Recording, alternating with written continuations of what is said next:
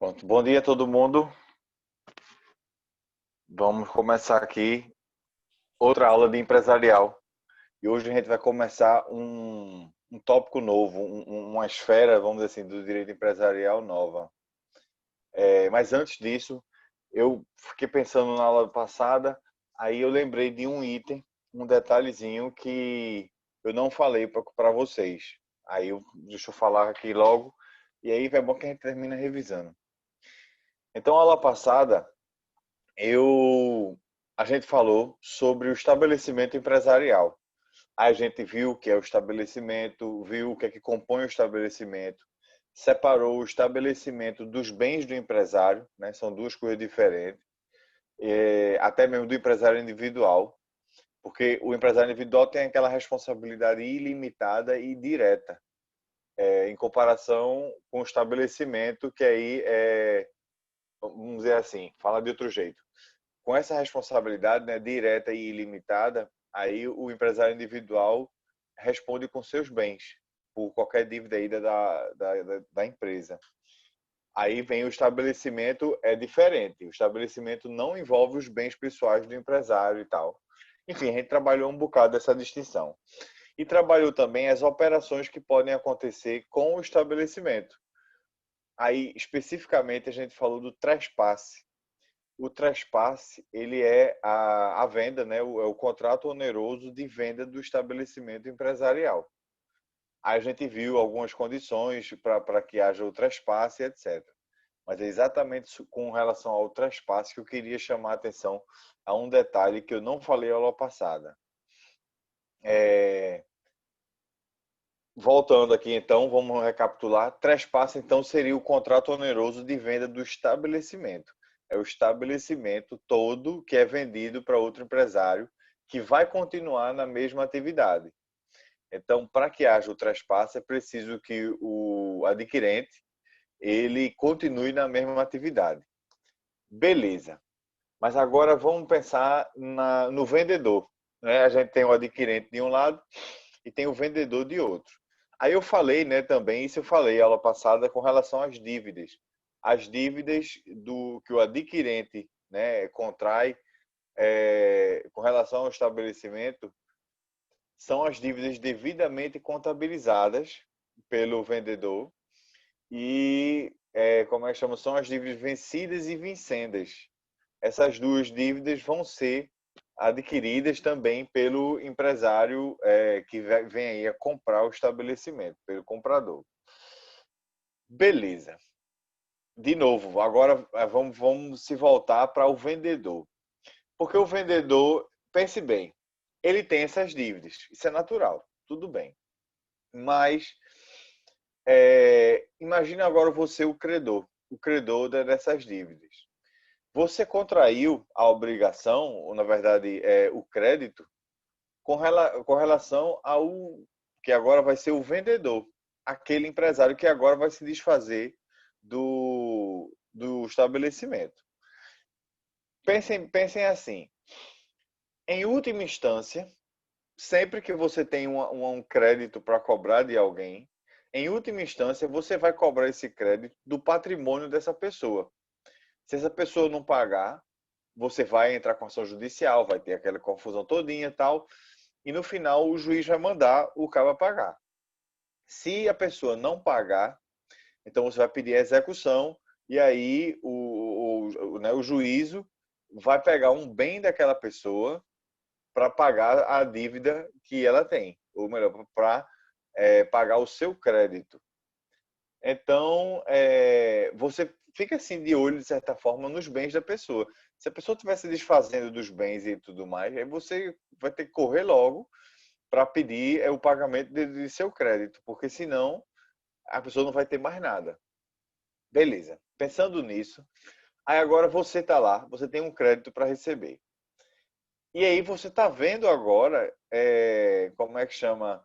A pessoa vendeu o estabelecimento empresarial, ou seja, efetuar o trespasse.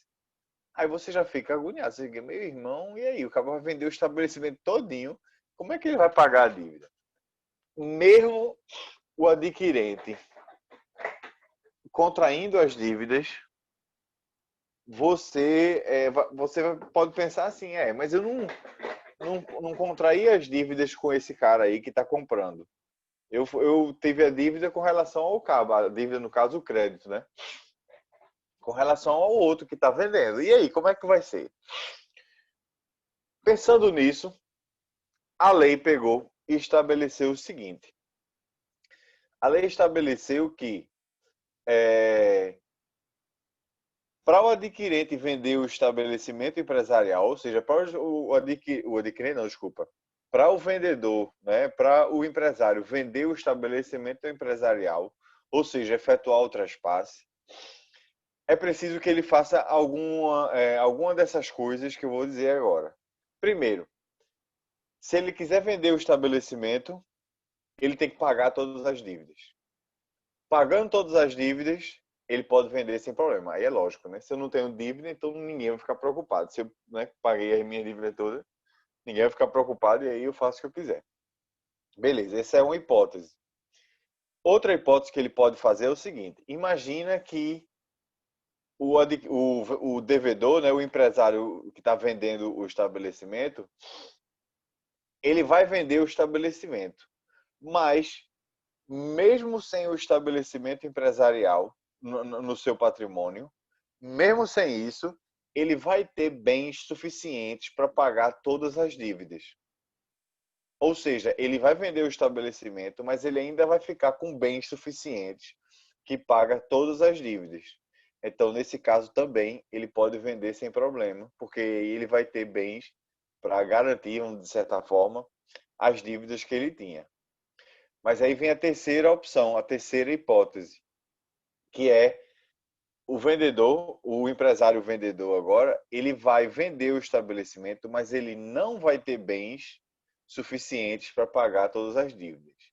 Se esse for o caso, ele vai ter que enviar uma notificação para os devedores e vai pedir a anuência desses devedores. Desse devedor, não, desculpa. Ao contrário, deixa eu recapitular, que eu estou confundindo aqui os polos.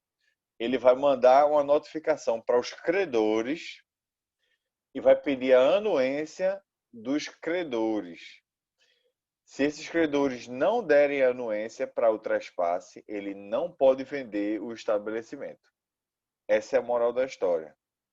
Aí, e como é que ele vai pegar essa notificação e etc. A notificação pode ser extrajudicial, ou seja, ele envia uma carta, eu enviaria com a R e tudo, e espera aí um retorno. Aí Danusa vai esperar por quanto tempo e tal. Aí tem um prazo. Os credores eles têm um prazo para responder. Se eles não responderem dentro desse prazo de 30 dias, e vai haver a aceitação tácita. Ou seja, é como se eles estivessem aceitando. É aquela história do quem cala consente. Nesse caso aqui se aplica o quem cala consente. Então, se eles não falarem nada, aí o empresário pode vender o estabelecimento sem problema. Agora, se eles falarem, disserem que não pode, aí, teoricamente, ele não poderá vender. Ou então, no mínimo, ele vai ter que entrar com uma batalha, talvez até judicial, para dizer, não, eu tenho bens, eu posso vender, e etc. Enfim. Esse é o detalhe importante que eu não disse semana passada, mas aqui está registrado e tudo mais. Beleza. Então a gente viu essa parte do traspasse e da sucessão empresarial. Sucessão empresarial, né? Abrange todo tipo de passagem aí, de titularidade aí do estabelecimento. O traspasse que é mais específico, é o contrato oneroso, tal. Aí a gente viu a cláusula de não concorrência, muito importante. A gente viu também a renovação compulsória, que é como é que chama? O direito de inerência ao ponto com relação ao aluguel já do, do, do imóvel, né? Que aí você pode pedir compulsoriamente para que o locador ele renove o contrato de locação, porque tem que separar o imóvel do ponto comercial. Né? São duas coisas diferentes, de titularidades diferentes. Lógico que pode ser tudo na mesma titularidade, mas para a gente trabalhar essa questão, o ideal é que seja uma titularidade diferente, ou seja, tem um proprietário do imóvel e outro proprietário do ponto. Então a gente viu isso tudo. E aí, a gente, para finalizar a aula passada, a gente viu os auxiliares do empresário, que são o gerente, como é que chama? O preposto e o contabilista. Mas agora, só um detalhe que eu acabei de lembrar, revisando agora com vocês. Não é um detalhe, é mais uma curiosidade. Mas para vocês verem que é importante, e já fica a dica que isso pode ser até questão de prova. Se vocês gostam, aí vem agora uma, como é que chama? Uma dica e, sei lá, para vocês considerarem por aí. Se vocês gostam de direito empresarial, ou estão gostando, enfim, pensem em fazer direito empresarial como segunda fase da OAB.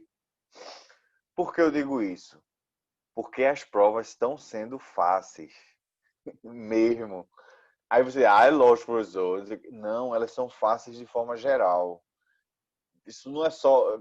É o que eu acho. As perguntas, que eu vejo com vocês aqui o tempo todo, pô. Ou seja, o que eu já pergunto para vocês já prepara vocês para essa segunda fase. E como é que chama? Lógico que a parte da peça, aí seria bom, no caso, quando chegar lá na frente, né? E, professor, eu quero fazer direito empresarial. Eu digo, então vamos estudar algumas peças, não sei o quê. Mas, de forma geral, principalmente as questões, dá para vocês fazerem sem problema. Então, quem gosta de direito empresarial, pensem nisso lá na frente com relação à segunda fase da OAB. Por que eu lembrei disso? Porque, falando essa coisa de não concorrência, eu acho que já fazem, porque faz tempo que não está tendo prova da OAB por causa da pandemia e tal. Mas deve fazer umas 2 OABs atrás. A peça que caiu foi a seguinte: logicamente tinha a narração do acontecido, da hipótese lá, mas era assim: o cara vendeu o estabelecimento para outra pessoa. Na verdade, ele vendeu uma filial, era essa que tinha lá. Ele vendeu uma filial para outra pessoa.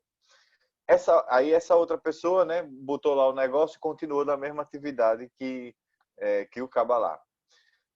O que vendeu a filial, com menos de 2 anos, ou foi com 2 anos, ele já ele já abriu outro estabelecimento e começou a vender a mesma coisa que o comprador, ou seja, fazendo concorrência direta. E com isso, isso está tudo lá escrito na questão. Ele pegou um monte de clientes daquele comprador, gerando prejuízo e etc e tal. Aí fale qual seria a peça cabível, o que é que o cara podia fazer nisso aqui. Essa foi a questão. Eu digo, meu irmão, sério? Não podia ser mais fácil. A peça era uma ação de obrigação de não fazer, porque ele estava concorrendo. Então agora você pede para ele deixar de exercer aquela atividade. E aí eu também colocaria lucros cessantes, porque enquanto o caba estava fazendo a atividade, ele deixou o outro deixou de ganhar dinheiro. E aí, sei lá, eu não me lembro exatamente, mas talvez pudesse caber algum tipo de dano. Beleza. Posso botar alguns exercícios, sim. Eu mando para vocês alguns exercícios. Eu não vou cobrar esses exercícios, mas se vocês tiverem dúvida, podem perguntar. Exercício mais de escrever. E não vou usar esse exercício na prova, já fico logo dizendo. Mas eu mando sim também para vocês fazerem o exercício. Então pronto, aproveitando que eu estou dando aviso, deixa eu ver aqui. Eu identifiquei aqui agora, quando eu estava acessando a aula para vocês, teve uma confusão com o Zoom. Aí eu tive que acessar esse link, esse aqui, quem está usando, através de outra. Eu abri uma nova reunião. Ou seja, eu não acessei pelo link do, como é que chama, do que é dado para a gente, porque estava dando incompatibilidade. Eu vou depois perguntar a Isabela e tal. Mas para não atrasar a aula, eu peguei, abri essa nova reunião. Aí o que é que eu vou fazer? Essa aula de hoje, vou botar lá no canal do YouTube. Vai ficar do mesmo jeito que era desde até a semana passada. Então vocês não vão perder a aula, ela vai ficar gravada, mas em vez de ir para o Google Classroom, esse é o recado, ele vai para o, como é que chama? Aquele canal do YouTube. Então pronto, é isso aí. Beleza. Isso aí, a gente foi revisando o que a gente viu a aula passada e vamos começar a aula de hoje, né? Que a gente vai entrar agora num outro tópico, num outro assunto que é interessante também, que é a propriedade industrial. Então, vamos agora, né? Uma outra situação, que a gente já viu agora o que é empresário, já viu o que é empresa, já viu estabelecimento, já viu essa parte todinha, mas a gente já sabe agora do registro do empresário, que é na junta e tal. Agora vamos ver como é que chama? A propriedade industrial. E o que seria a propriedade industrial? A propriedade industrial, ela é uma espécie. Espécie por quê? Porque como gênero, a gente tem a propriedade intelectual. Então, a propriedade intelectual é gênero e tem como espécies a propriedade industrial e os direitos autorais. Então, de novo, propriedade intelectual é gênero e como espécie a gente tem a propriedade industrial e os direitos autorais. Direitos autorais não são a mesma coisa de que propriedade industrial, é óbvio. A gente já ouviu falar muito de direito autoral. Vocês vão ter uma cadeira, a gente não vai ver isso esse semestre, né, nessa disciplina, porque vocês vão ter uma cadeira lá na frente, se eu não me engano, de direitos autorais, que fala sobre direitos autorais. Aí envolve o que direitos autorais? Aí envolve realmente direitos para, sei lá, para obras como livros, músicas, filmes e tal. Essas obras assim são objeto de direitos autorais. A gente vai falar nessa disciplina aqui sobre propriedade industrial. Por exemplo, fazendo a comparação de uma coisa com a outra. Eu acabei de dizer que se eu escrevi uma música, por exemplo, essa música vai ser protegida através de direito autoral. Então, o direito autoral protege a obra em si. Então, aquela obra minha, que é a música, ela vai ser protegida. A propriedade industrial, ela não protege a obra ou como é que chama, ou a invenção em si. Ela protege a técnica. Ou seja, a propriedade industrial protege a forma como você consegue fazer para chegar lá. Falando de uma forma mais, sei lá, usando como exemplo, eu criei uma invenção, deixa eu pensar o que é que a gente criou. Vou usar um exemplo que já fiz umas aulas anteriores aí. A gente criou uma caneta que só escreve na hora da resposta certa. Vou ficar milionário. Então, eu fiz essa invenção. A propriedade industrial não vai proteger a caneta, ela vai proteger tudo que eu uso, ou seja, a técnica, os ingredientes, ingrediente é pau, não é bolo, mas como é que chama? Vou dizer ingrediente mesmo. Todos os itens que eu vou ter que utilizar, a forma como a gente vai ter que utilizar isso aí, etc., para chegar e fazer a caneta. Ou seja, é a técnica que é protegida e não a obra em si. Outra aula aí, hoje não, porque a gente vai ver hoje invenção e modelo de utilidade, mas quando a gente for ver desenho industrial, principalmente, aí eu vou fazer uma comparação entre obra de arte e desenho industrial, que aí vocês vão ver que realmente obra de arte é uma coisa e o que é protegido na propriedade industrial é outra. Pelo simples fato, já adiantando, que a obra de arte ela é única. Só existe uma Mona Lisa. Se o cara pintar uma igualzinha, não é a Mona Lisa de Leonardo da Vinci. E assim por diante. Ou seja, a obra de arte é única.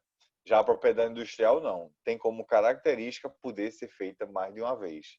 Isso é uma característica obrigatória, inclusive. Só isso aí já diferencia um bocado.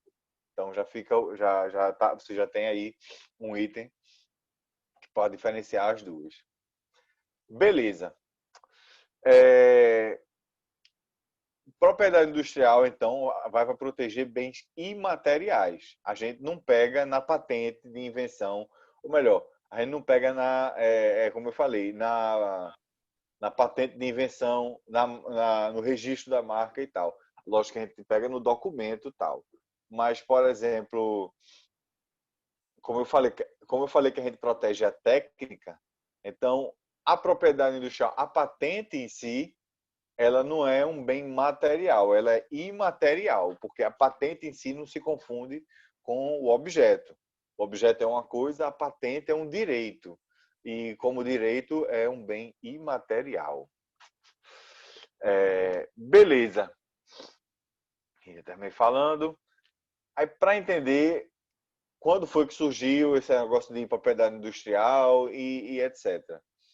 Pensem o seguinte, que antigamente, e não é muito antigamente não, porque se a gente pensar antigamente, a gente pode voltar até os romanos, feito muita coisa do direito civil, ainda tem origem lá, e tem muitas características ainda originais e tudo, mas não é esse o caso. Aqui na propriedade industrial, pronto, eu falei Leonardo da Vinci, vamos falar Leonardo da Vinci, que ele era por volta de 1500, no século lá de 1500, 1500 e pouco. Na época dele não tinha propriedade industrial, não existia. Então ele inventava as coisas, e Leonardo da Vinci ele era um inventor muito grande. Eu já fui uma vez para uma exposição de várias armas que ele tinha inventado. Armas que não, tipo assim, que não deram tão certo, porque, sei lá, era muito grande, ele queria fazer um negócio super, negócio grandão, não sei o quê. Ele fez lá todo o mecanismo, a arma era funcional, mas não era prática, porque era muito grande, dava muito trabalho para fazer e para transportar. Isso naquela época. Ele, se vocês não sabiam, Leonardo da Vinci foi ele que idealizou o paraquedas. Ele, como é que chama? Naquela época não tinha, ele não fez o paraquedas em si, mas ele começou a estudar, fez protótipos e tudo para fazer o paraquedas. Helicóptero, mesma coisa. Ele começou estudando isso. Ele não inventou o helicóptero, mas ele já começou fazendo essas coisas. Como eu falei, ele era um inventor sério, dentre outras coisas. Aí sim, imagina o Leonardo da Vinci inventando lá as coisas dele.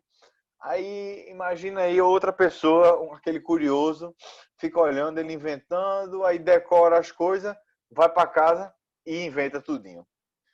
Aí ele vai dizer o quê? Não fui eu que inventei, olha aqui. Não, não tem como ele fazer isso, porque na época não tinha propriedade industrial. Ou seja, outra pessoa pegava, decorava como fazer aquele negócio, ia lá para outra cidade, por exemplo, dizia que era o inventor, saía vendendo por aí e tudo mais, e o inventor, de fato, vamos dizer que Leonardo da Vinci era o inventor de fato, ficava aí sem poder reclamar os seus direitos nem nada. Isso porque naquela época não tinha propriedade industrial. A propriedade industrial veio surgir bem depois, tal, para garantir justamente os direitos dessas pessoas, né? Quem tinham a invenção, melhoravam um produto e por aí vai. Em como é que chama? Eu botei aqui em 1883. Você não precisa decorar essas datas, não. Isso aqui eu botei a título de ilustração. Mas em 1883, numa convenção em Paris, aí como é que chama? Foi estipulada uma uniformização para, como é que chama? Para a propriedade industrial, uma uniformização de normas no tocante aí à propriedade industrial. E aqui no Brasil, a propriedade industrial ela é protegida, a gente pode dizer até constitucionalmente protegida, porque está lá no artigo 5º, no inciso 29, se eu não me engano. tá lá a garantia da proteção à propriedade industrial. Lógico que ela não fala assim, mas vocês podem olhar lá a redação e ver isso aí. Como é que chama? Isso é para mostrar que, como é que chama, a propriedade industrial, ela é sim protegida, e aqui no Brasil especificamente, ela tem até um caráter até constitucional. Outro detalhe, a gente não vai utilizar mais o Código Civil, né? Porque a gente estava utilizando o Código Civil, vendo até essa parte do empresário e tudo mais. Agora a gente vai ter uma lei específica, que é a Lei de Propriedade Industrial. É a Lei 9.259, que a gente vai utilizar. Lei 9.279, desculpa, de 96. Essa é a Lei de Propriedade Industrial. Então, 9.279 de 96 é a Lei de Propriedade Industrial usada no Brasil. Mas antes de chegar nessa lei, vamos continuar ainda naquela evolução, porque a gente vai chegar justamente no que inspirou essa lei e tudo mais, no que baseou essa lei e tudo mais. Então, de novo, agora em outro encontro internacional, em outro congresso internacional, o Brasil assinou o chamado Acordo TRIPS. TRIPS, do jeito que eu estou falando, TRIPS, é uma sigla.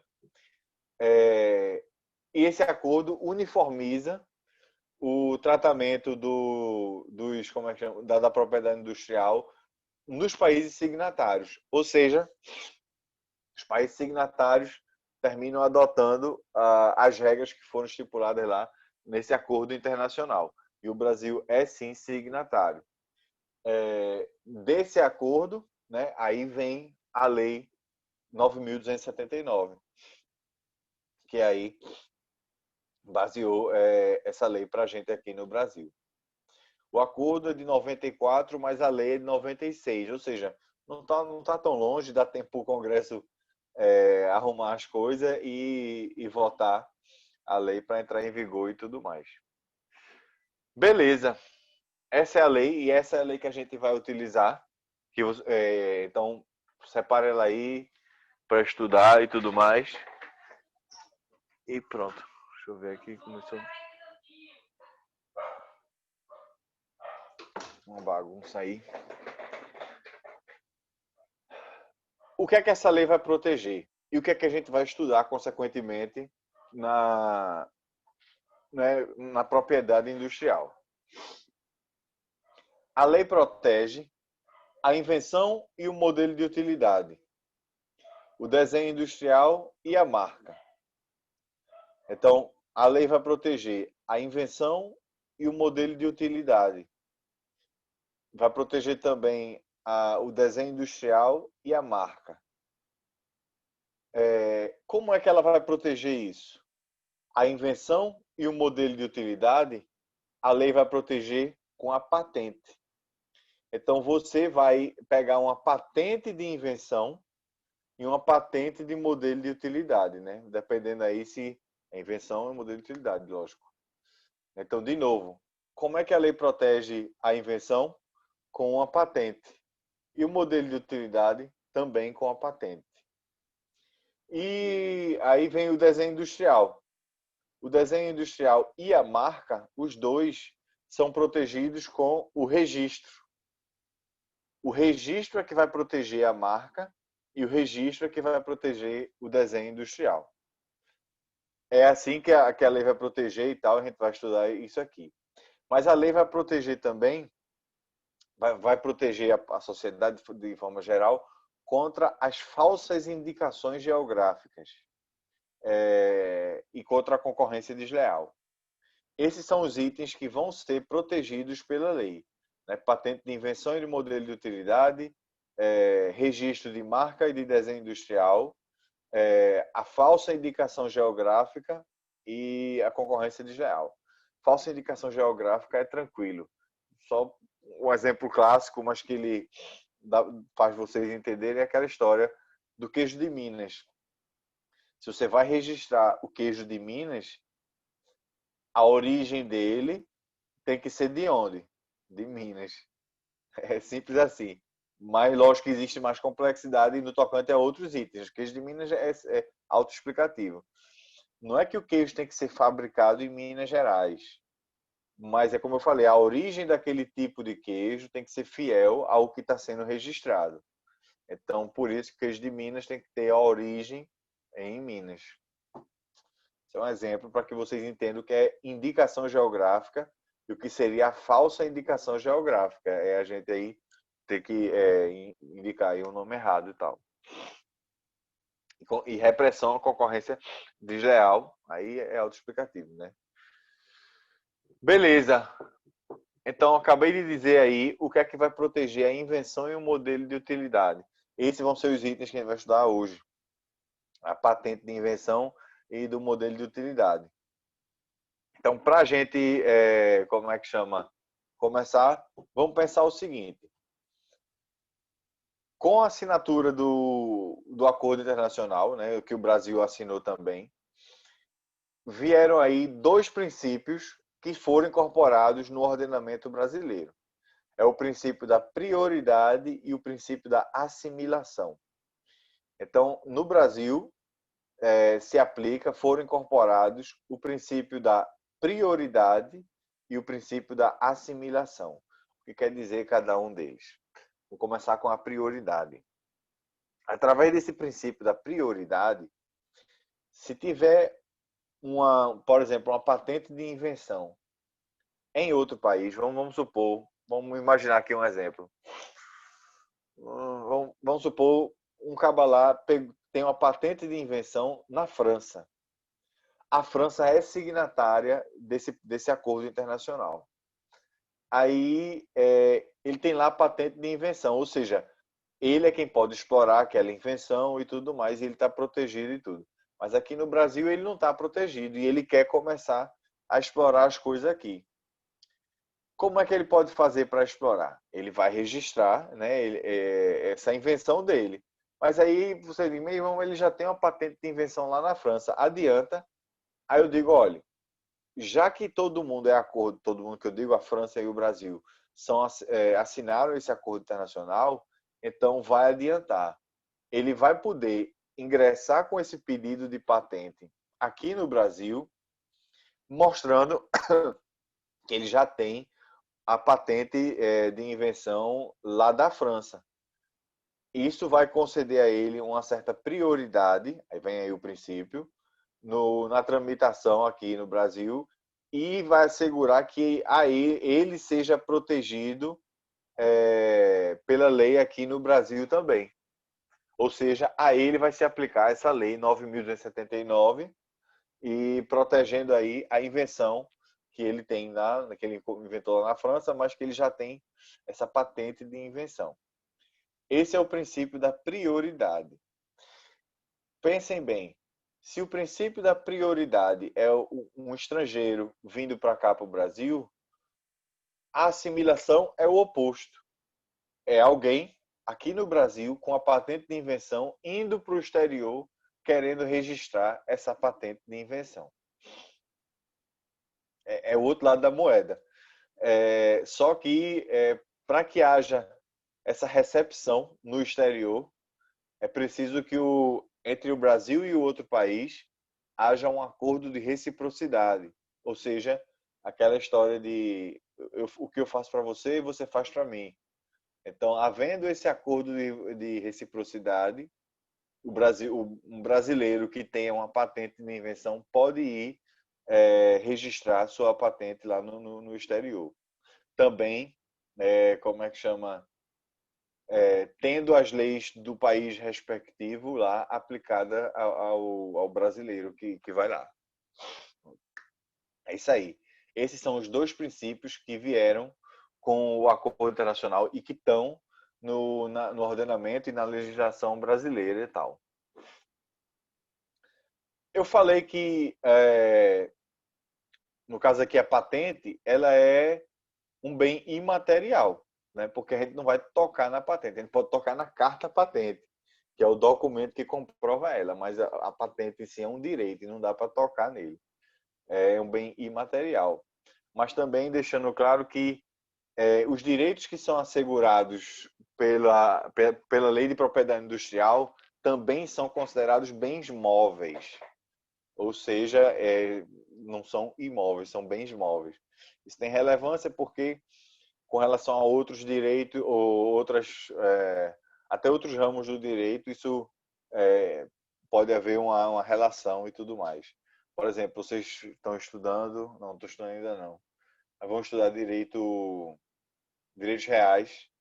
Aí vocês vão estudar a diferença entre hipoteca e penhor. Hipoteca, todo mundo já tem uma ideia, pelo menos uma ideia básica, que é você dar como garantia um bem imóvel. Então, eu hipoteco minha casa, eu hipoteco minha casa de praia, enfim, é um bem imóvel que você dá em garantia. O penhor, não é penhora não, são duas coisas diferentes. Vocês vão aprender mais para frente. O penhor é uma garantia, mas com relação a um bem móvel. Eu tenho um relógio de ouro, aí eu quero garantir uma dívida. Eu posso empenhar esse bem, né? O penhor. Enfim, aí então agora você já de cara sabe que você não pode hipotecar uma patente. Isso é uma conclusão bem simples, mas é para mostrar que tem relevância sim, saber que é bem móvel e não bem imóvel. Beleza. Eu estou falando muito de patentear, de registrar, no caso aí de desenho industrial e tal. Mas onde é que eu vou conseguir essa patente? Onde é que eu vou conseguir esse registro? O órgão que vai, como é que chama, conceder a patente, seja de invenção ou modelo de utilidade, é o INPI. O INPI é o Instituto Nacional de Propriedade Industrial. INPI. De novo, Instituto Nacional de Propriedade Industrial. Então, é lá que eu vou pedir a patente de invenção ou patente de modelo de utilidade. E depois a gente vai estudar o registro de desenho industrial, né, da marca e tal. Pronto. Tá aí. O INPI é uma autarquia federal. E aqui tem umas coisas interessantes aqui. Isso vai ficar mais interessante quando a gente for estudar a marca. Eu vou relembrar esse ponto. Mas o INPI ele é uma autarquia federal. Consequentemente, ele tem competência federal. Ou seja, se você vai ingressar com a ação no INPI, contra o INPI, vai ter que ser na Justiça Federal, não na Justiça Estadual. E ainda tem mais. Isso já é um ponto pacificado. E a sede, o ponto pacificado é o seguinte: a sede do INPI é no Rio de Janeiro. Isso aí, beleza, tranquilo. Mas se você for ingressar com uma ação contra o INPI, como a ação tem que ser interposta no domicílio do réu, então a ação tem que ser lá no Rio de Janeiro. Isso é um detalhe prático para quem quiser arrumar essa confusão. Então você vai ter que entrar com a ação no Rio de Janeiro, na Justiça Federal do Rio de Janeiro, porque é lá que é o domicílio do INPI. Beleza. Que mais? Mas para isso vocês não precisam ir lá no Rio de Janeiro. Se quiserem, vão. Mas hoje em dia tem tudo eletrônico, você pode acessar, né, a parte do PJE de lá, ou contrata um correspondente, um escritório de advocacia ou um advogado lá correspondente. Você manda para eles a peça todinha, procuração, aquela coisa, eles vão lá, entram com a ação, ficam acompanhando. Obviamente, ninguém vai fazer isso de graça, mas dá para fazer isso. Beleza. Então, visto isso, o que é o INPI, etc., vamos tentar falar agora da patente. Não só da patente, mas do que ela protege. Ou seja, vamos ver aí o que é invenção e o que é modelo de utilidade. Primeiro, invenção, né? Mas invenção é meio que tranquilo, porque todo mundo tem essa noção do que seria invenção. Vamos só arrumar alguns itens aí para a gente ver o que seria invenção de acordo com a lei. A lei de propriedade industrial não define o que vem a ser invenção. Mas essa noção geral que a gente tem do que seria uma invenção preenche essa lacuna. Ou seja, o que é uma invenção? É a criação de algo novo que antes não tinha e agora existe, né? Que agora foi criado, foi inventado. Beleza, essa noção se aplica ao que viria a ser uma invenção. É, o que é que viria a ser agora o modelo de utilidade? Aí sim, aí a lei define o que viria a ser o modelo de utilidade, porque isso aí a gente não sabe. Talvez vocês nunca tenham ouvido falar desse termo, né? O que é modelo de utilidade e tal. E aí vamos lá. Deixa eu falar. Eu falo, como é que chama? Com minhas palavras, depois a gente lê aqui o que é que a lei define o que vem a ser modelo de utilidade. Com o modelo de utilidade, você melhora uma invenção. Você melhora a utilização, torna mais prática, enfim.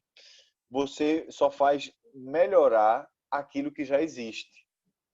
Isso daí seria o modelo de utilidade. Eu uso um exemplo que eu li uma vez num livro e gravou para mim esse exemplo. Imagina antigamente que todo mundo tomava banho de cuia. Aí era um saco.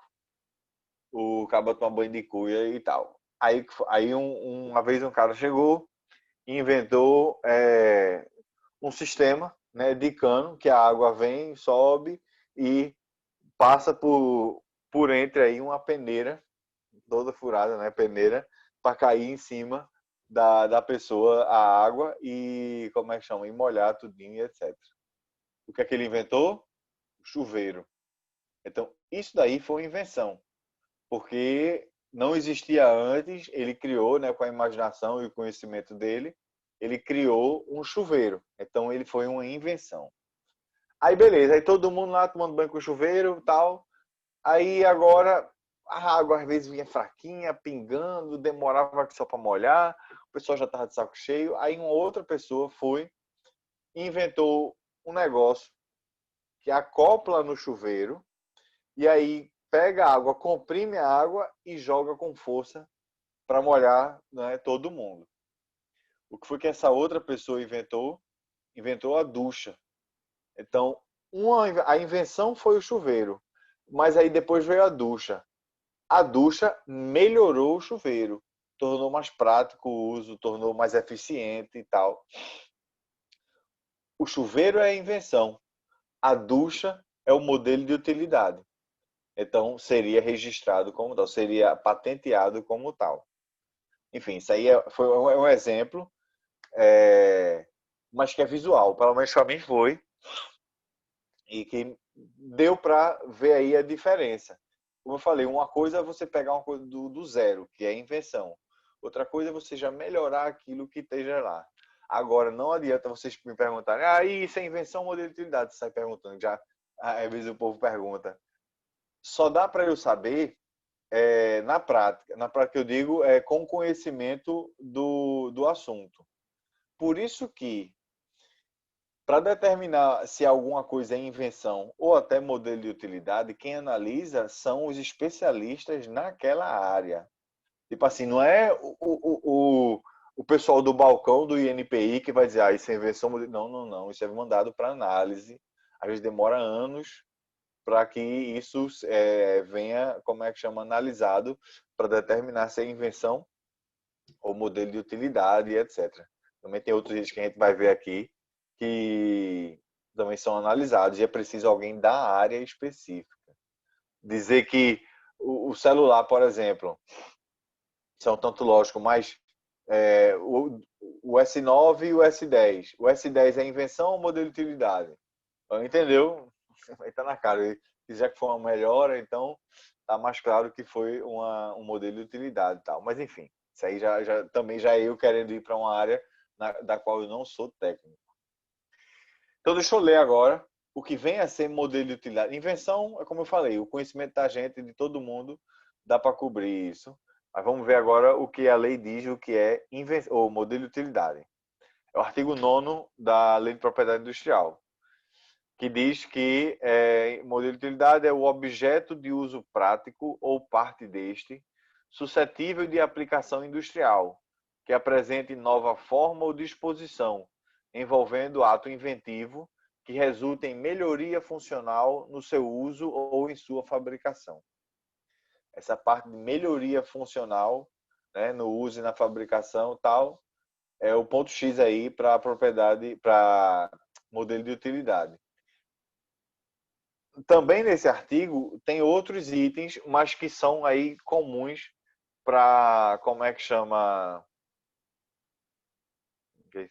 para invenção. Ou seja, tem aí 3 requisitos, pode dizer até 4 requisitos, que tem que ser preenchidos, tanto pela invenção quanto pelo modelo de utilidade, para que eles sejam patenteados. Quais são esses requisitos que a lei exige? Eu vou falar, depois eu destrincho um por um. Para algo ser considerado uma invenção, é preciso que ele tenha novidade, atividade inventiva e aplicação industrial. Eu posso incluir aqui licitude. Normalmente, quando eu estou falando, eu não incluo, eu coloquei até no slide, mas eu não falo da licitude, porque é lógico, para algo ser registrado ou patenteado, tem que ser lícito. Se for ilícito, então não pode, né? Então, eu não chamo nem tanta atenção para a licitude, mas entendam que é lógico que é preciso ser lícito o objeto lá, o bem, para que ele seja registrado e ou patenteado. Então, novidade, atividade inventiva e aplicação industrial. São os 3 itens que têm que estar presentes para que algo seja considerado uma invenção ou modelo de utilidade. E o que é que viria a ser novidade, atividade inventiva e aplicação industrial? Então vamos a isso. Vou começar com novidade. Para que algo seja considerado novo, é preciso que aquilo não esteja previsto no estado da técnica. Ou seja, não pode estar presente em nenhuma publicação ou sei lá, ou nenhuma. Não pode ser de conhecimento de ninguém, ou seja, é alguma coisa nova mesmo. E só para esclarecer que eu já me empolguei aqui, mas estado da técnica é tudo aquilo que existe de publicação, de conhecimento com relação a determinada matéria. Por isso que na hora da análise, para ver se algo é uma invenção, por exemplo, precisa ser alguém da área, alguém técnico, um cientista, enfim, aí depende da área do objeto. Porque é preciso ter esse conhecimento de todo o estado da técnica para saber se algo é novo, né? Tem a novidade. Porque para ser novidade tem que estar fora do estado da técnica. E esse estado da técnica abrange não só as publicações brasileiras e as obras brasileiras, é do mundo inteiro. Então você tem que ser novo mesmo no mundo inteiro. Essa é a parte da novidade. Lembre-se desse termo, do estado da técnica, porque esse é o termo técnico utilizado e ele é utilizado em questões, em livros e tudo mais. Então vocês agora já sabem o que é. Então é preciso da novidade, ou seja, algo fora do estado da técnica. E o outro item é a aplicação, ou aplicação não, a atividade inventiva. A atividade inventiva mostra realmente aquele trabalho de criatividade da pessoa, né? Do inventor. Não pode ser alguma coisa achada, tem que ser alguma coisa criada, inventada. Por exemplo, imagina eu estou escavando, sei lá, meu quintal, e eu descubro um minério. Eu pego um pedaço assim de minério e eu vejo um negócio interessante, aí eu levo para investigar e aí descobrem que esse minério nunca foi achado no mundo. É a primeira vez que estão vendo esse minério. Aí a pergunta é: fui eu que inventei esse minério? É lógico que não. Né? Eu achei ele. Eu não inventei ele, eu não criei esse minério. Então, isso não pode ser considerado uma invenção, porque a invenção não é algo que foi achado, tal. É algo que foi criado. Por isso que é atividade inventiva, é algo que foi inventado. Precisa ter essa atividade aí intelectual para você criar o negócio e tal. Tá aí. Essa, então, a gente já viu que é novidade, né? Que é fora do estado da técnica. A gente viu que é atividade inventiva. E agora vamos para a aplicação industrial. A aplicação industrial, eu já até falei isso no começo da aula de hoje. Que eu disse que algo para ser invenção precisa ser fabricado de novo. Porque não adianta nada eu fazer um negócio, eu inventei aqui um negócio arretado, não sei o quê. Beleza, posso fazer de novo? Não, porque eu usei tudo que existia no mundo, tá, aí lascou. Então não tem para quê. Não. Aí eu dou também um exemplo, forçando a barra. Imagina que a gente vai inventar essa caneta que só escreve a resposta certa. Meu irmão, vou ficar trilionário. Mas aí para isso eu usei, vamos dizer, um material. Sei lá, eu usei toda a tinta que existe no mundo. Ou exagero. Mas vamos forçar a barra para que vocês entendam. Então eu usei toda a tinta que existe no mundo. Não dá mais para fazer essa caneta, porque não tem mais tinta. Então eu vou poder registrar ela, vou poder patentear ela? Não, porque ela não tem aplicação industrial. A aplicação industrial é justamente essa possibilidade, como eu falei, de você repetir a técnica, de você poder repetir para fazer o objeto, enfim, a invenção. Esses são os 3 itens que tem que estar preenchidos, todos eles, não adianta ter um e não ter o outro. Tem que estar todos eles preenchidos para que algo seja considerado uma invenção. Atenção, e para o modelo de utilidade também. Esses mesmos, por isso que eu estou falando tanto de invenção, mas isso que eu estou falando se aplica também ao modelo de utilidade. Aí você falou, gente, mas o modelo de utilidade não é tão novo assim. Eu digo, dentro do espectro daquele modelo de utilidade, é algo novo, sim. Ele não vai ser de aplicação sozinha, feito a invenção. A invenção surgiu do nada. O modelo de utilidade vem a melhorar algo que já existe. Aí se aplica. Agora, esse algo que vem a melhorar precisa ser novo.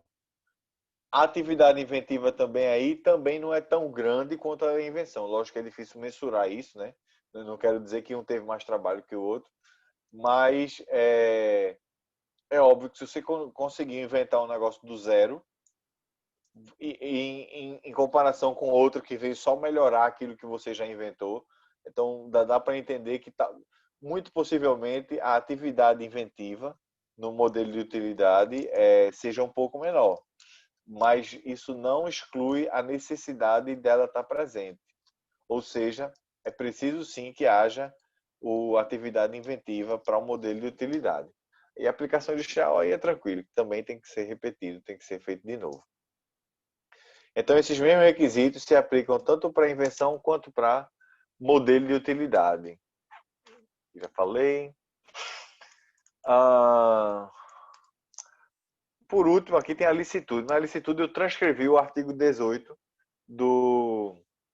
da Lei de Propriedade Industrial, que fala, óbvio, de algo que seja lícito e que não seja contrário aos bons costumes e tal, nem que envolva a utilização de micro-organismos ou de organismos vivos e tal. Com exceção do transgênico. O transgênico ele pode ser considerado invenção, desde que exista a novidade, a atividade inventiva e como é que chama? A aplicação industrial. Eu vou ler aqui como é que chama esse artigo, é o artigo 18 da Lei de Propriedade Industrial, e aí depois a gente segue adiante. Então aqui, não são patenteáveis o que for contrário à moral, aos bons costumes e à segurança, à ordem e à saúde públicas. Inciso segundo, as substâncias, matérias, misturas, elementos ou produtos de qualquer espécie, bem como a modificação de suas propriedades físico-químicas e os respectivos processos de obtenção e modificação quando resultante de transformação do núcleo atômico. Esse inciso segundo fala justamente de, sei lá, da parte nuclear, do bomba atômica, essas coisas. Você não vai conseguir patentear. Não é a bomba em si, mas se você conseguiu fazer uma invenção com base em energia atômica e tal, vai ser difícil mesmo você patentear, por causa que não pode haver a manipulação do núcleo atômico. Esse é o inciso segundo. O inciso terceiro, o todo ou parte dos seres vivos, exceto os micro-organismos transgênicos, que atendam aos 3 requisitos de patenteabilidade: novidade, atividade inventiva e aplicação industrial, previsto no artigo 8º, e que não sejam mera descoberta. Mera descoberta é aquela coisa, tem que ser alguma coisa criada e não achada, e os itens que tem que ser preenchidos, tá lá: novidade, atividade inventiva e aplicação industrial. Detalhe: primeiro, é preciso saber o que é que esses itens, né, que vão compor a invenção e o modelo de utilidade, ou seja, novidade, atividade inventiva e aplicação industrial. Isso tem que saber. E esse artigo aqui, principalmente, esse e outro, que eu vou comparar esse, mas em outra aula, eles caem nas provas, muito. Tem caído até menos, mas caem. Principalmente essa parte aqui do transgênico. Teve uma época que o transgênico ele estava uma moda danada. Então, isso era questão dada, porque eles praticamente transcrevem esse inciso aqui. Às vezes eles modificam uma letra ou outra para você justamente marcar incorreta. Sei lá, eles dizem que o transgênico não é invenção. Aí tá incorreto. Ou, tá entendendo? Mas é envolvendo justamente esse artigo. No caso aqui, esse inciso. Então, leiam esse artigo 18, e aí vocês vão conseguir já, vamos dizer assim, talvez algumas questões. Tem um outro artigo que também mostra o que não pode ser patenteado, ou seja, o que não vai ser considerado invenção. Esse artigo também é meio que copiar e colar nas provas. E aí a gente vai ver isso, eu trago ele semana que vem, que a gente vai fazer essa comparação. Mas é batata, estudem. Porque, como vocês sabem, muitas das provas da OAB e dos concursos é copiar e colar os artigos. Beleza. Vamos seguir em frente.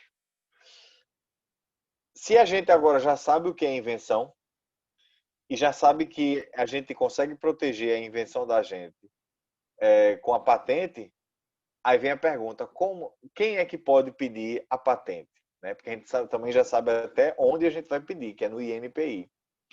Mas ou melhor, quem é que pode pedir essa patente? Então é óbvio que o inventor ele pode pedir a patente do que ele inventou. Isso aí é o mais lógico.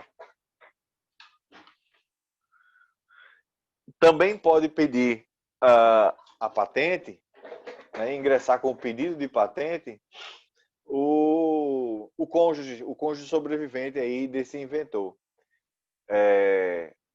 Seja o cônjuge, enfim. Aí pode também entrar os herdeiros ou o cessionário. Os herdeiros estão lá, como é que chama? É lógico que esse caso do inventor ter morrido. Serve também para o cônjuge. O cônjuge acaba morreu, mas ainda falta patentear. Aí o cônjuge vai lá e, como é que chama? E entra com o pedido de patente. Os herdeiros, mesma coisa. E o cessionário também pode pedir a patente. Cessionário, vocês já estudaram cessão, né? Cessão de crédito, vocês já estudaram. Então, eu posso sim, imagina eu inventei um negócio. Aí eu tô cheio de dívida, mas aí eu chego pro meu credor e digo: olha, eu não tenho dinheiro, mas esse negócio que eu inventei é o ouro. Você vai ficar rico. é, patenteia isso, que aí tu vai ficar bem. Aí o cara, beleza. Aí eu faço uma cessão, eu cedo o meu direito de patente a esse meu credor. E esse meu credor vai poder, sim, com esse documento, né? Já que agora ele é o, como é que chama? Ele é o titular da patente. Patente não, que ainda não existe, mas ele é o titular aí da invenção. Ele vai poder, sim, ir lá pedir a patente de invenção. E aí, por último, essa parte vou até explorar mais, mas agora não, já já. É o funcionário. Desculpa, funcionário não, desculpa. É, vou falar com um exemplo e depois a gente vai para a parte abstrata. Imagina, eu fui contratado para realizar um tipo de pesquisa e inventar, sei lá, um shampoo aí que cura calvície. Então, pronto. Eu fui contratado para fazer isso aí. E eu, recebendo meu salário e tudo mais, eu vou lá e crio, né, esse shampoo. Eu inventei esse shampoo. Aí a pergunta é: eu vou poder registrar essa patente de invenção? A resposta é não. Já que eu fui contratado para isso, quem é o titular dessa patente, dessa invenção, é a empresa que me contratou. Eu vou explorar isso já já. Mas só para vocês terem essa ideia. Então, a empresa contratante ou a empresa empregadora, ela é quem vai ser a titular aí do pedido de patente e, consequentemente, da patente de invenção. Mas, aquele que recebeu os honorários ou o salário, enfim, ele vai ter direito a quê? Aos honorários e ao salário. Ele foi contratado para isso. Então, vai ser a empresa quem vai poder fazer isso aí para ele. Tá aí, tá aí. Então, esses três: herdeiros e cônjuge, sobrevivente, cessionário e empregador ou contratante, dependendo da situação. Beleza. Agora vamos pensar o seguinte. Deixa eu ver aqui. Não, vamos. Vou pegar aqui duas pessoas aqui, né, que estão na minha tela. Então, eu, Catarina e Ana, nós três, a gente trabalha junto e tal, e a gente fez uma invenção, a gente criou uma invenção. A gente inventou uma invenção. É, então tá lá, a gente celebrou, meu irmão, arretado, massa, não sei o quê. Agora vamos patentear essa invenção. Aí eu vou sozinho lá no INPI pedir lá o registro, né, a patente dessa invenção. E aí a primeira pergunta é: eu posso ir sozinho, já que foi nós três? Aí a resposta é: sim, posso.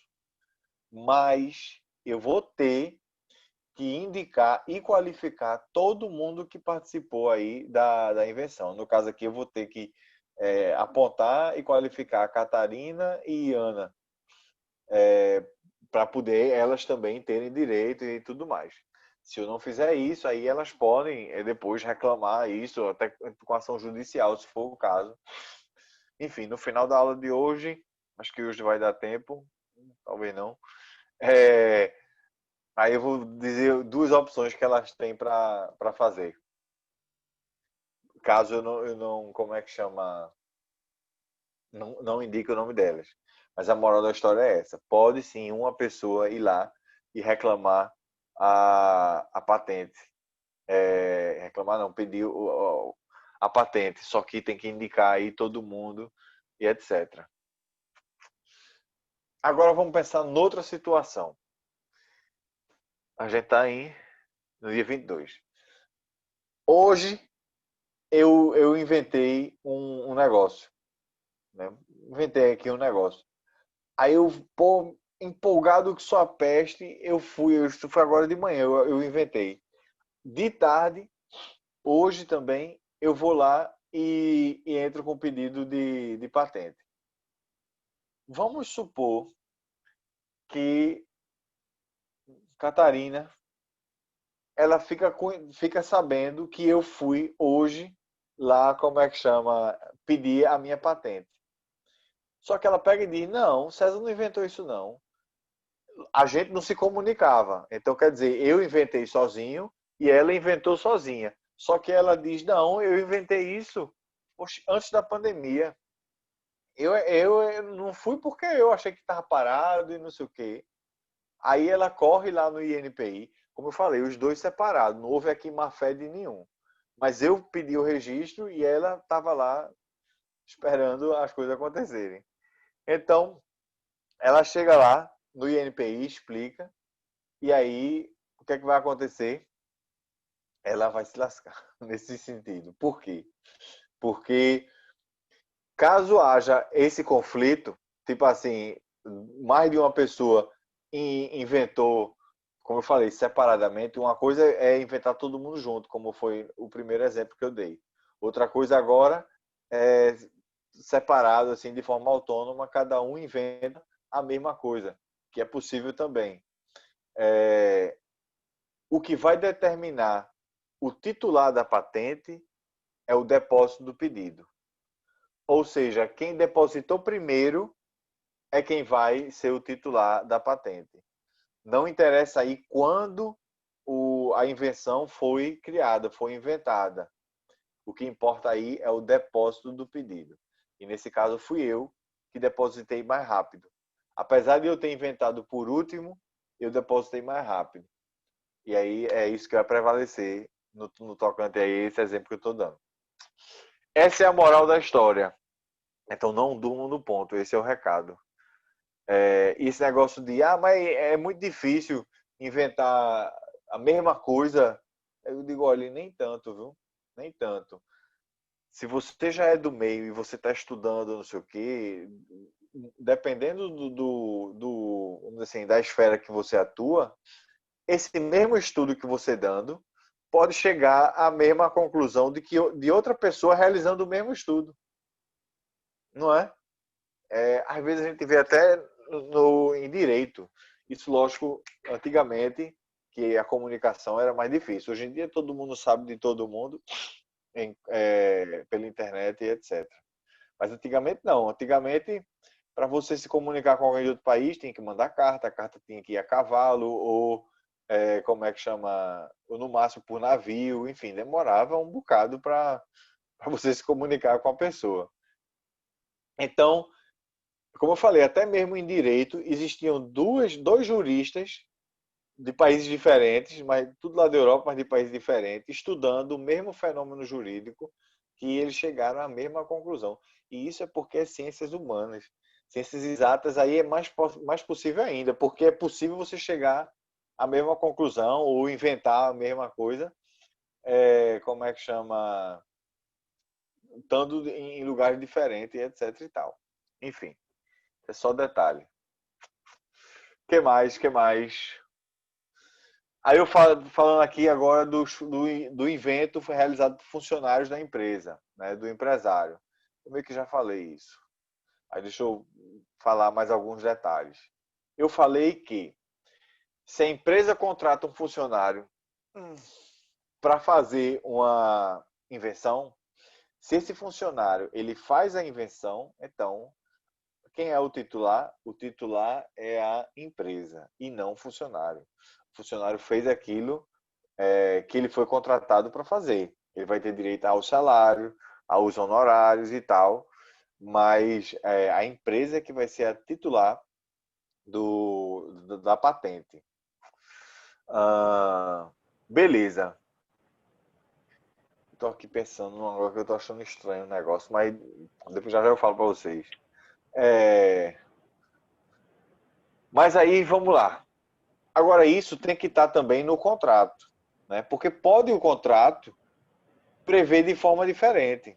É possível que o contrato preveja que o titular vai ser os dois. Não tem problema nenhum. Então é possível você negociar. Tipo assim, eu vou ser contratado para fazer uma invenção. Aí a lei já garante que essa invenção, a patente de invenção vai ser do contratante. Entendeu? Beleza. Mas aí eu posso dizer, olha, eu quero também ser, como é que chama? Titular. Aí eles, não, eu quero, a empresa chega e diz, não, eu quero só para mim. Eu digo, então eu não faço. Aí, pô, enfim, aí com a negociação, eu consegui colocar lá no contrato que o titular da patente vão ser os dois, a empresa e eu. Então, beleza, isso pode sim. Mas uma coisa que acontece é o seguinte: imagina eu fui contratado para fazer uma invenção.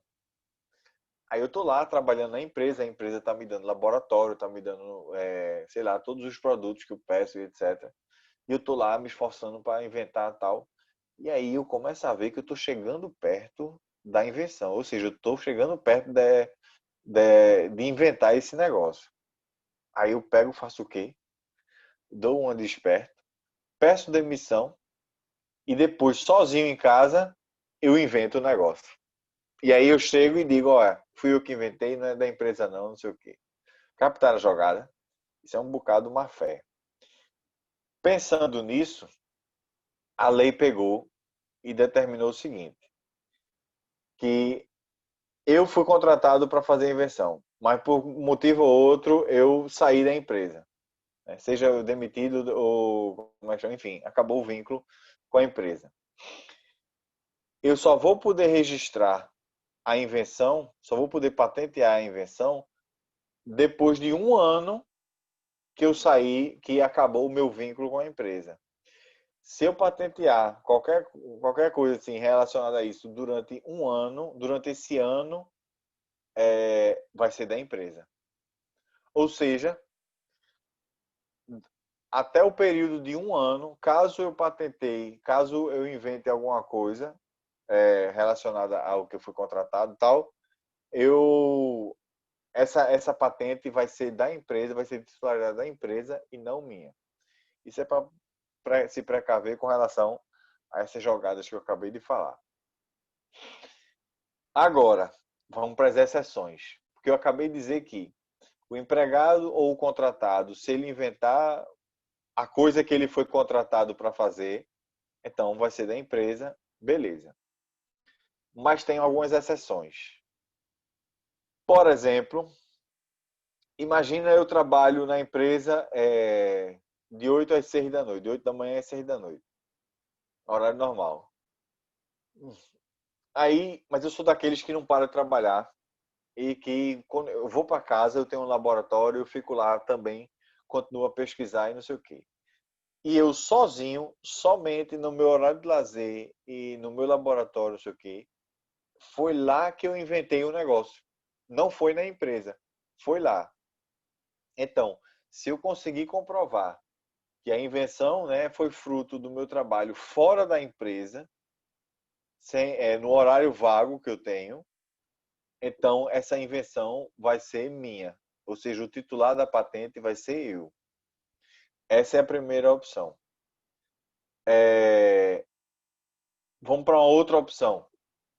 Mesma história. Trabalho de 8 às 6, mas eu também continuo trabalhando, aí só que eu não tenho laboratório em casa. Aí ou eu uso o próprio laboratório da empresa, ou seja, eu larguei, mas eu continuo na empresa fazendo as coisas. Ou, por exemplo, eu pego certos materiais da empresa, eu pego microscópio, eu pego, sei lá, enfim, itens da empresa e levo para casa para continuar trabalhando lá. Então, de alguma forma, a empresa me auxiliou. Mesmo que tenha sido no meu horário vago, a empresa ajudou aí a que eu faça, né, que eu crie a invenção. Então, isso faz com que agora a titularidade seja dos dois. Então, a titularidade da patente vai ser dos dois, já que houve o auxílio aí da empresa na minha pesquisa e tudo mais. Se a empresa, caso seja dos dois, e se a empresa não explorar essa patente durante o prazo de um ano, aí fica só para mim. Isso também está previsto na lei. Quando eu digo explorar, é porque se a patente foi criada, né, foi feita, então aquela invenção ela tem que ser utilizada. E se a empresa não usar para nada, não negociar, não fizer nada, aí, depois do prazo de um ano, fica para mim. Que mais que eu posso dizer? A gente já viu duas opções. É. Matamos.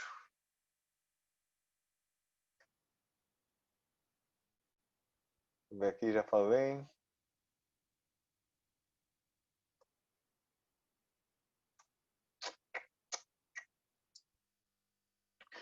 Beleza. Olha, essa parte aqui de legitimidade da patente e habilidade, ou seja, isso que eu acabei de falar, quem é o legitimado, não sei o quê, do empregado, né, que não sei o quê. Isso é uma ótima questão subjetiva para minha prova. Se a gente tivesse como é que chama? Em aula presencial, eu diria isso, digo, olha, isso aqui já pode cair. Eu só não digo isso mais, por quê? Porque eu já fiz isso em provas anteriores. Já foi questão minha. Aí agora eu tenho que inventar outra coisa, né? Mas fica a dica de todo jeito. É importante saber quem é o titular da patente, lógico. E aí, esse item que eu acabei de falar responde essa pergunta. Ai, tô achando estranho aqui um negócio. Eu vou continuar. Beleza. Isso, já que a gente já sabe agora quem pode pedir a patente, então como é que eu vou poder pedir essa patente? Primeiro a gente vai lá no INPI. E aí a gente tem que preencher alguns itens no pedido lá de patente, desculpa. Eu transcrevi aqui esses itens, eu não vou pedir para vocês decorarem eles, não. Vocês têm que decorar aquela parte do que é dos requisitos, que é novidade, atividade inventiva, aplicação industrial, saber o que é cada um, isso também é uma questão boa para escrever. É, enfim, mas os itens que você tem que preencher o requerimento, fazer a descrição da invenção, a utilidade, eu falo ingredientes, não pega bem, mas é tudo aquilo que for ser utilizado para que seja criada a invenção, é, enfim, tudo isso aí vai ter que ser preenchido lá no INPI para que você obtenha a sua patente de invenção. Você precisa descrever tudo, fazer o resumo, fazer os pedidos que você quer, ou seja, você descreve tudinho e depois fala aí os pedidos. Você faz tudo isso e aí, como é que chama?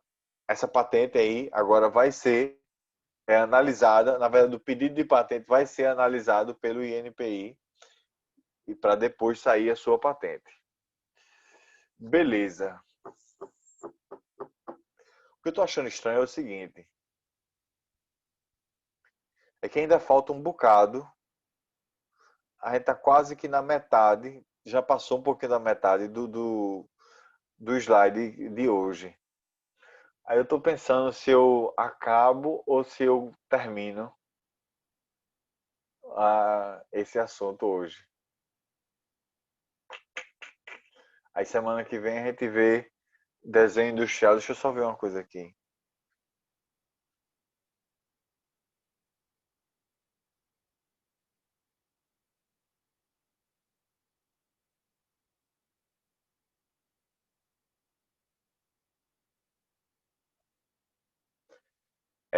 Desenho industrial não é nada, sabia?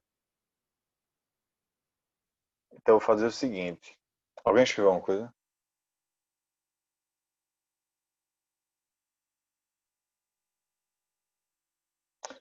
É, a gente tá vendo como é que chama, o pedido de patente. Porque agora vão ter alguns itens que eu vou querer, por isso que eu estou achando que ainda falta um bocado. Então a aula iria acabar muito tarde se eu fosse continuar. Mas tá bom. Então vamos fazer o seguinte, a aula que vem a gente termina patente de invenção e de modelo de utilidade, que agora a gente já está no pedido. Eu vou falar justamente do procedimento, ou seja, do que falta para, como é que chama, para a gente conseguir essa patente. Aí eu vou ter que falar de prazo de validade, eu vou ter que falar do procedimento, tem um item aí que eu vou querer destrinchar mais. É... E aí depois a gente vê desenho industrial. Desenho industrial é tranquilo demais. Por isso que, se a gente deixar para ver desenho industrial a aula que vem, a aula não vai ser desse tamanho. É... E como essa aula já foi o tempo normalmente dela, né? Porque, como eu estou falando aqui adoidado, sem vocês perguntarem, aí a aula termina sendo muito rápida, em comparação com se fosse de forma presencial. Mas vocês têm alguma dúvida? O que eu estou falando também realmente sem ninguém falar nada.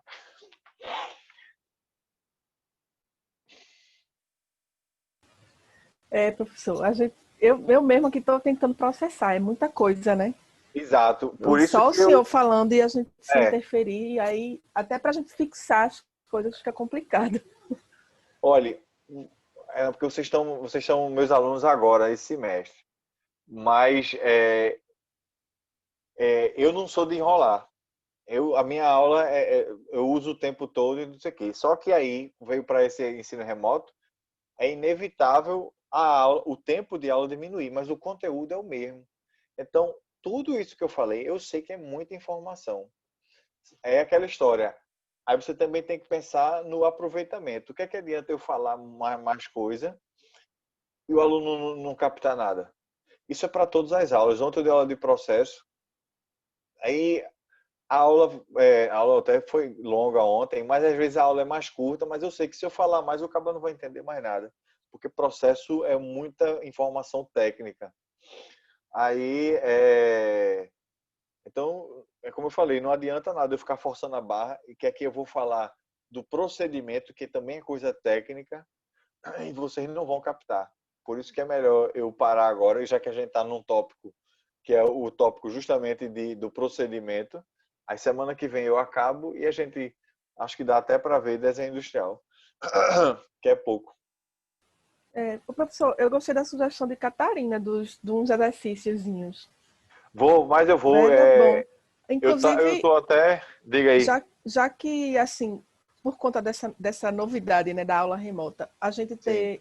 sobrar um certo tempo, acho que seria interessante até discutir o exercício, quem tiver dúvida, alguma coisa assim, na aula Pronto. Aula seguinte, que vem a né? gente Até para faz a gente isso. fixar, organizar as ideias dos assuntos, porque realmente só ouvindo o tempo todo É. é difícil. Imagina eu que fico chutando minha voz aqui nesse negócio. E parece Não, que tá mas eu. falando sozinho, né? É. Não, mas já no começo foi mais Será bronca, porque realmente eu digo mesmo, eu tô falando para quem, ninguém tá entendendo. Mas agora eu já tô que o povo mais tá aí mesmo? acostumado. Mas eu já tenho sim os exercícios já pronto aqui para vocês. Aí eu Pronto, mando é bom para a gente fixar. para vocês e é aquela história. É até bom, normalmente eu passo justamente o exercício agora, ou seja, quando a gente começa a ver propriedade industrial. Por quê? Porque a gente não pode esquecer o que a gente já viu antes. Às vezes acontece esse desligamento, a gente desliga o foco do empresário, do estabelecimento, sei o quê, e foca só na propriedade industrial. Eu digo, não, você não pode esquecer aquilo, tá entendendo? Aí é sobre isso que o exercício trata. Aí eu vou mandar hoje mesmo, agora mesmo de manhã, eu já mando para vocês e aí vocês já podem fazer. E semana que vem, aí qualquer dúvida, qualquer esclarecimento, a gente fala também. Beleza? Beleza. Então, meus caros, boa semana e aproveitem aí e tudo mais. Igualmente, Obrigada, professor. Vou professor. desligar. Tchau, tchau. Tchau, tchau. Tchau.